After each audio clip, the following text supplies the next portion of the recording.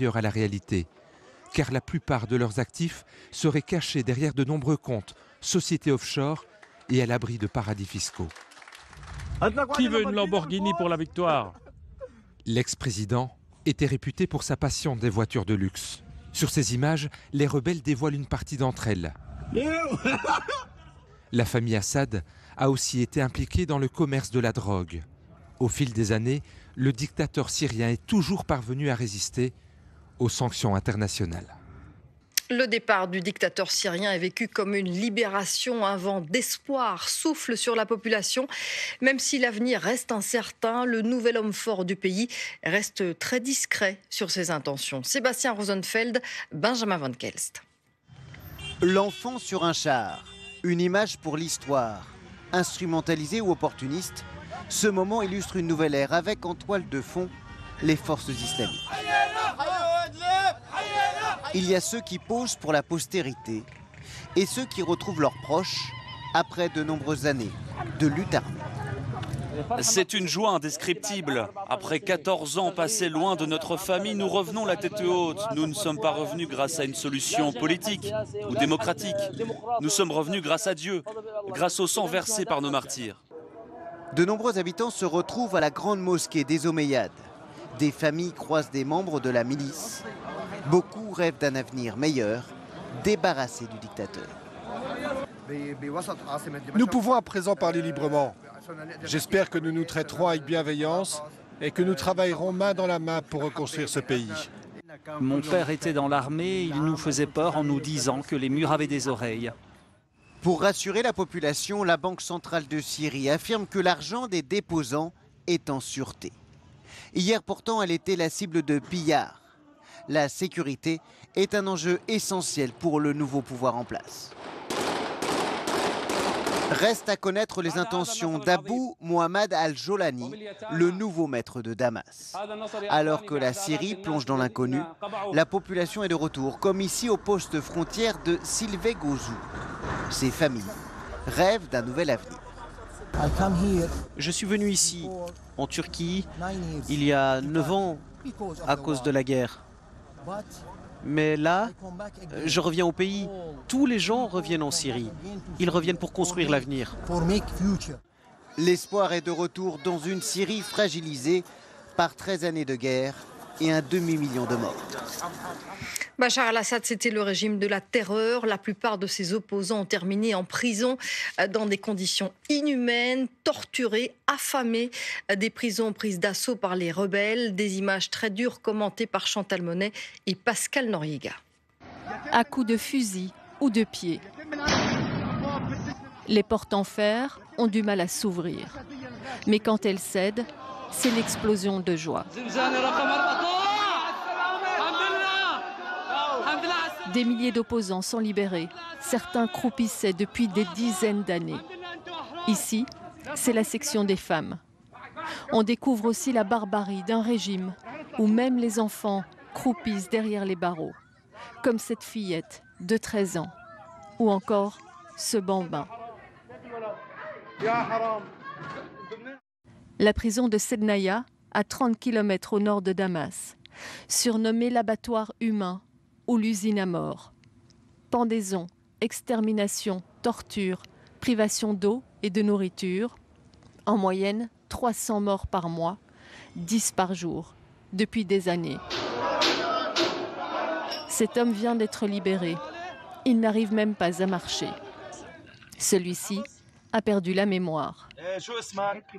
Il ne sait plus ni son nom, ni d'où il vient. Hassan est diplômé de philosophie.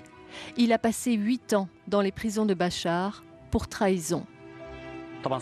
À Sednaya, on était accueillis avec la technique de torture du pneu. Nous étions battus dès que nous bougions.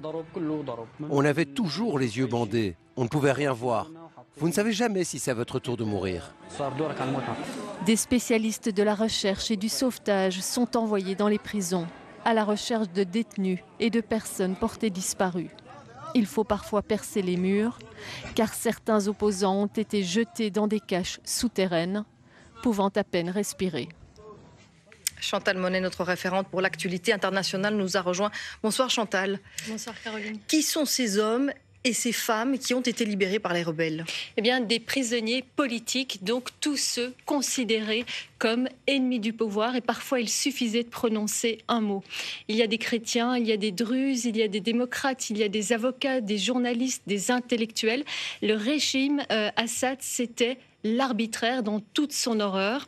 Il y a 7 ans, Amnesty International a publié une enquête sur base de témoignages d'anciens détenus et de gardiens de prison qui avaient fait défection. Ils décrivent les tortures, les viols. On a vu l'image de cet enfant dans la prison. Il y a des enfants qui sont nés des viols des détenus par les gardiens de prison. Il y avait les pendaisons massives 2-3 fois par semaine. Les privations d'eau, de nourriture. Parfois, les détenus étaient tellement maigres et tellement légers qu'ils ne mouraient pas lorsqu'ils étaient pendus. Il fallait les détacher, leur briser la nuque. Rien que pendant la guerre civile, ces 13 dernières années, 100 000 Syriens sont morts dans les prisons de Bachar. Et on sait que la dictature a duré 54 ans. Certains souhaitent d'ailleurs que cette prison de Sednaya, cette usine de la mort, soit transformée en musée comme Auschwitz. Chantal, on ne parle pas ici des milliers de combattants de l'État islamique qui sont enfermés dans le nord-est de la Syrie. Non, effectivement, ces combattants de l'État islamique sont dans des prisons, vous l'avez dit, dans le nord-est de la Syrie. C'est un territoire qui est contrôlé par les Kurdes. On le voit ici donc en orange sur la carte. Et on sait que les Kurdes sont en conflit avec les Turcs, qui sont aussi présents en Syrie. Cette bande verte. Et donc, les Kurdes disent aux Occidentaux, écoutez, si vous nous lâchez, si vous laissez les Turcs récupérer nos territoires, eh bien, il se pourrait qu'on ouvre les portes de toutes ces prisons. Ils ont déjà menacé de le faire en 2018. On parle de milliers de djihadistes, dont 10 000 étrangers, des Allemands, des Français, des Italiens et des Belges. Il y en aurait 12 ou 13, d'où la pression des Européens sur la Turquie pour éviter ce scénario.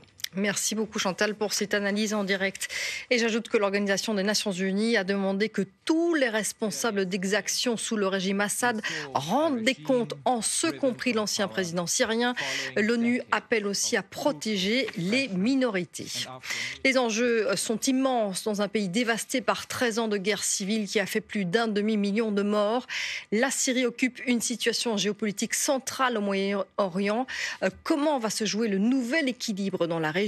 Qui sont les grands gagnants et les perdants de la chute de Bachar al-Assad? Réponse avec Lax Minota et Pascal Noriega.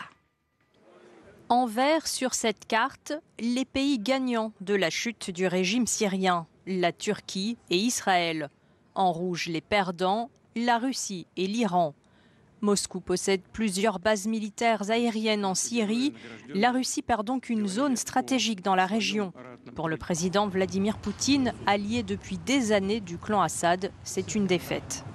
Maintenant, c'était pas son cheval de bataille, la Syrie. Il y a en particulier pour le moment et depuis déjà 2 ans, il y a l'Ukraine qui est bien plus importante, qui prend bien plus de place dans l'esprit et dans la stratégie de Vladimir Poutine.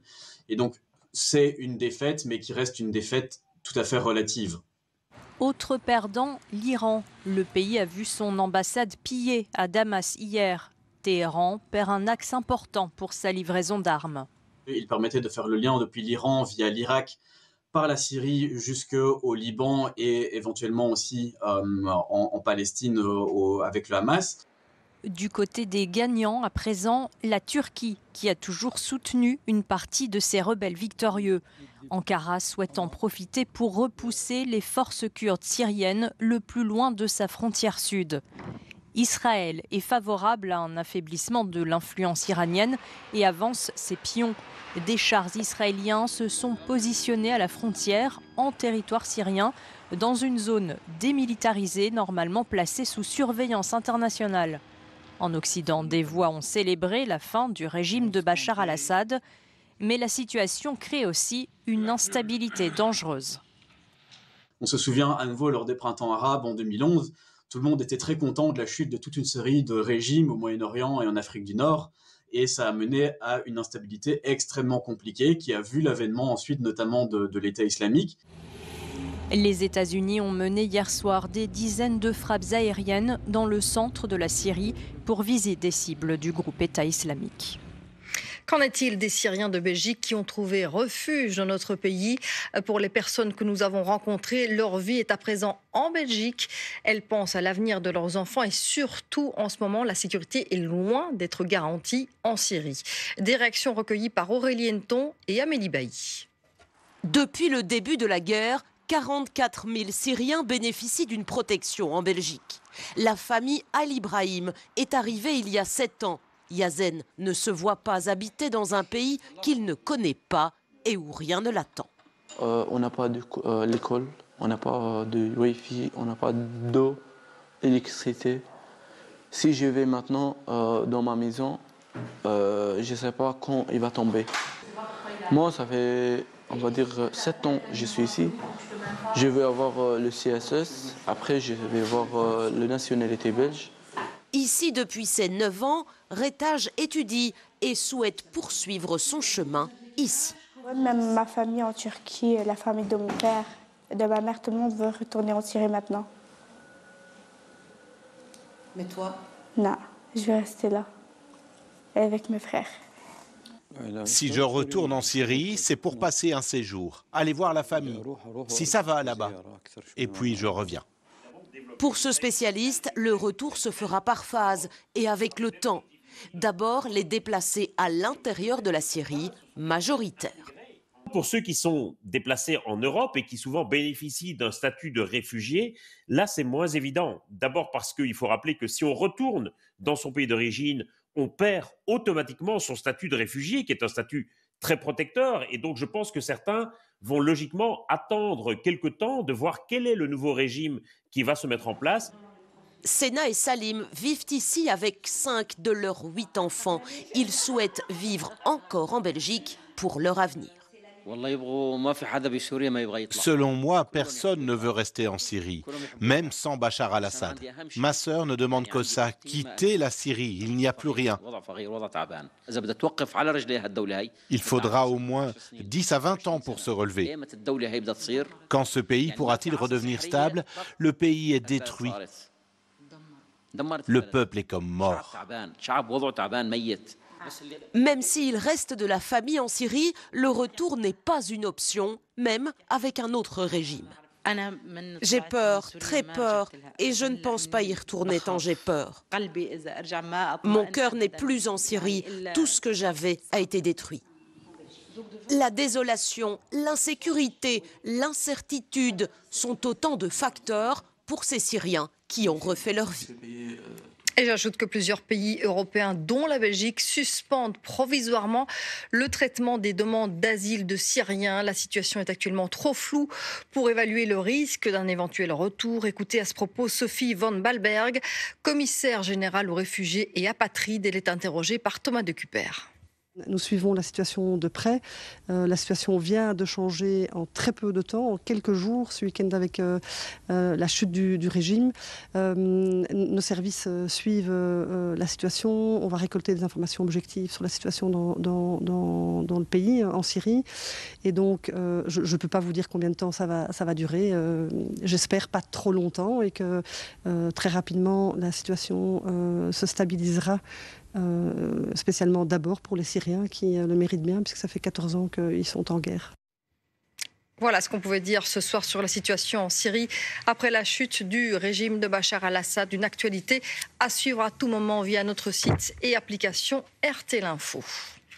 Autre titre de l'actualité, une semaine après Remco Evenepoel, c'est un autre champion qui a fait une lourde chute à vélo. Eddy Merckx, âgé de 79 ans, a glissé tout seul sans que personne d'autre ne soit impliqué. Bonsoir Serge Vermeuren. Eddy Merckx va devoir être opéré.